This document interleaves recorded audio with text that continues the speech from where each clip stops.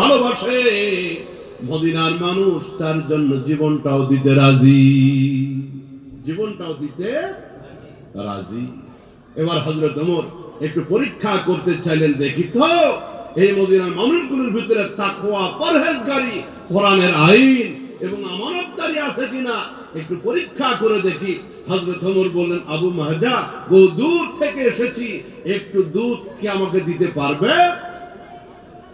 যেই বকরিগুলি তুমি চালন করতেছ, যেই বকরি ভাড়াগুলি তুমি রাখালি করতেছ, আবু মাহজা, একটু দুধওয়ালা বকরি থেকে আমাকে একটু দুধের ব্যবস্থা করো।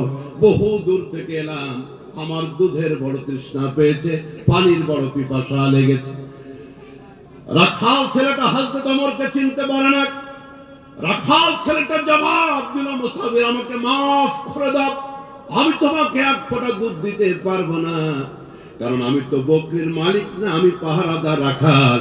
মালিকের পারমিশন ছাড়া এক ফোঁটা দুধ তোমাকে দিলে কিয়ামতের ময়দানে আমানতের খেয়ানত হয়ে যাবে, আসামির কাঠগড়ায় দাঁড়ানো লাগবে।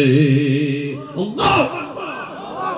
কি ঈমান হয়েছিল তাদের, কি চরিত্র হয়েছিল তাদের! মালিককে ফাঁকি দিতে রাজি না, আমানতের খেয়ানত করতে রাজি না।